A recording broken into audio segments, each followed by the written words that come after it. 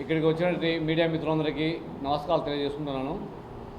ఈరోజు నేను పత్రికా సమావేశం ఏర్పాటు చేయడానికి ప్రధాన కారణం ఏమంటే, అధికారం ముసుగులో శ్రీరామ్ అధికార మదంతో తన సైకోయిజాన్ని పులిందల ప్రజలపై చూపిస్తున్నారు. ఆ కార్యక్రమంలో భాగంగానే నాపై ఎటువంటి కేసులు లేకపోయినట్టుగా, ఎటువంటి ఈ తప్పుడు లేకపోయినప్పటికీ కూడా స్టేషన్కు పిలిపించి తను చేసిన పంచాయతీని మళ్ళీ ఆర్డీఓకి అప్పీల్ చేసినానని చెప్పి ఇష్టారాజ్యంగా దుర్భాషలాడుతూ నోటికి చెప్పలేని విధంగా తిడుతూ ఇష్టారాజ్యంగా దాడి చేశాడు. ఆ దాడిలో భాగంగానే నా చేయి కూడా విరిగి మరియు రక్తస్రావం కూడా అధికంగా కావడం జరిగింది. ఆ రక్తపు చొక్కాను కూడా బలవంతంగా మార్పించి జడ్జి హాస్పిటల్కు మరియు జడ్జి గారి దగ్గర హాజరుపరచడం జరిగింది. అయితే వాళ్ళు ఇచ్చిన ఏదైతే ఈ పోలీస్ ప్రొసీడింగ్స్ ఉంటాయో దాంట్లో ఈ తప్పులను గమనించిన జడ్జి గారు కూడా ఈ సిఐ శ్రీరామ్కి సోకాజ్ నోటీసులు ఇవ్వడం జరిగింది. ఏమంటే ఇప్పుడు నేను చెప్తున్నాను, సిఐ శ్రీరామ్, నేను నీకు ఇప్పుడే సవాల్ ఒకటి చేస్తున్నాను. నేను 4వ తేదీ సాయంత్రం పోలీస్ స్టేషన్కి నీ ముందర హాజరైతే నువ్వు 5వ తేదీ నన్ను నిర్బంధంలోకి తీసుకున్నావని చెప్పి తప్పుడు కేసు నమోదు చేసి మీడియాను మరియు గౌరవ న్యాయస్థానాన్ని కూడా మోసం చేసినావు. నీకు అసలు సిగ్గుంది అని చెప్తున్నాను. నువ్వు పోలీస్ డిపార్ట్మెంట్లో సిఐకే కాదు, కనీసం హోంగార్డుగా కూడా నీకు పనికిరావు. నేను ఈ పత్రికాముఖంగా తెలియజేశానంటే, ఇతడు డ్యూటీలో జాయిన్ అయిన నుంచి ఇప్పటికీ చేసిన అరాచకాలపై కూడా విచారణ జరపాలి. మొత్తము ఇతను 2 ఎకరాలతో డ్యూటీలో జాయిన్ అయ్యి ఈ బుద్ధుడికి కోట్లాది రూపాయల ఆస్తులు కలిగి ఉండని ప్రజలు చెప్పుకుంటున్నారు. ఈ ఆస్తులు ఎట్టొచ్చినాయో ప్రతి ఒక్క విషయాన్ని, ఇతను చేసిన అన్యాయాలను, హైదరాబాద్లో ఒక గంజాయి స్మగ్లింగ్ కేసులో కూడా ఇతని ఇన్వాల్వ్మెంట్ ఉందని మనకు పేపర్కి వచ్చింది అప్పట్లో. ఈరోజు లీగల్ నోటీసులు కూడా ఈ ఆదోనిలో ఒక ఎస్సీ అభ్యర్థిపై, ఒక ఎస్సీ వ్యక్తిపై దాడి చేసేందుకు సోకాజ్ నోటీసులు ఇస్తూ ఆదోని కోర్టు వారు కూడా ఎస్సీ కమిషన్ వారు ఇవ్వడం జరిగింది. ఇది ఎంతటి అన్యాయం అంటే, ఎంతటి అరాచకాలు చేస్తున్నాడంటే, దారుణాతిదారుణంగా ఇతని అన్యాయాలు అరాచకాలు ఉన్నాయి.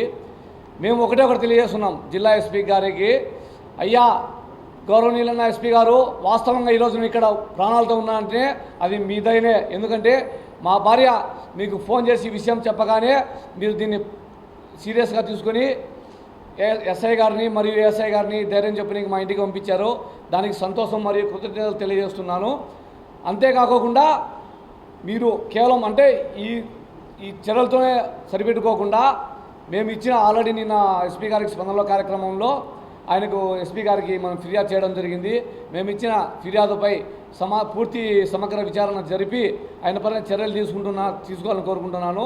అంతేకాకుండా అతడు ఏదైతే తప్పుడు కేసు నమోదు చేశాడో, నేను 4వ తేదీ స్వయంగా హాజరైతే ఆ హాజరుగా దాన్ని తప్పు పక్కన పెట్టి 5వ తేదీ అరెస్ట్ చేశానని చెప్పి అక్రమంగా కేసు పెట్టి నిర్బంధించి ఆర్టికల్ 22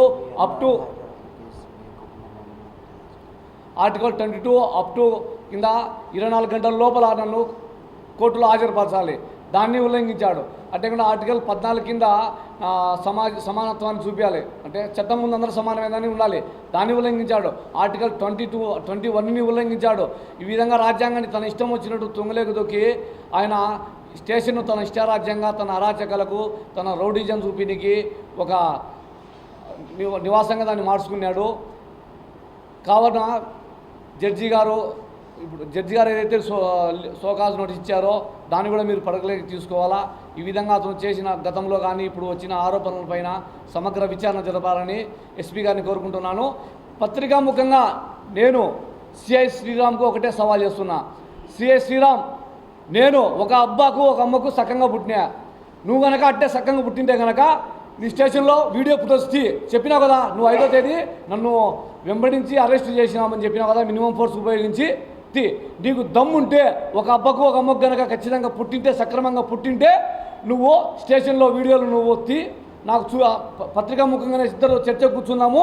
ఎవరిది మెట్టయితే ఒకవేళ నువ్వు చేసింది కరెక్ట్ అనుకో, అప్పుడే ఎటువంటి న్యాయ విచారణ లేకుండా నేను కోర్టుకు లొంగిపోయి ఏదైతే చట్ట ప్రకారము కేసు శిక్ష పడుతుందో దానికి అంగీకరిస్తాను. నువ్వు తప్పు చేస్తే మరి నువ్వేం చేస్తావు, దానికి నువ్వు ఈ సవాల్కు సిద్ధమా, ఈ సవాల్ను నువ్వు స్వీకరిస్తావా? ఇదే సవాల్ మాది. మీ మీద పెట్టిన కేసు మా మీద పెట్టిన కేసు ఒక సివిల్ విషయము. గ్రామంలో రావకున్నా మా గ్రామంలో ఒక రస్తా విషయం ఉంది. మా కలం పక్కనే. ఆ కలం పక్కన రస్తాను వేరే వాళ్ళు పక్కన స్థలం కొన్ని, అది పూర్వము బస్సులు పోయే ప్రధాన రస్తా. అటువంటిది వాళ్ళ 1D అడంగల ప్రకారం ఇప్పుడు రిజిస్టర్ చేస్తున్నారు. అప్పుడు ప్రభుత్వ సేకరణల భాగంగా వాళ్ళ భూమి కొంత ప్రభుత్వం లేకపోయింది. కానీ ఇప్పుడు 1B అడంగంలో ఉంటే ఇప్పుడు మళ్ళీ మన రిజిస్టర్ వారు రిజిస్టర్ చేస్తున్నారు కదా. అట్నే మొన్న 4 ఏళ్ల కిందట ఒక ఆమె కొని రస్తాను ఆక్రమించాలని చూసింది. దానికి మేము అడ్డుపడుతున్నాము ప్రధానంగా. అందుకని చెప్పేసి ఆమె కూడా మా మీద కేసు పెట్టలేదు. ఆమెతో కూడా బలవంతంగా కేసు పెట్టినాడు. ఆమె కూడా వద్దు సార్ అని భంగపోయింది.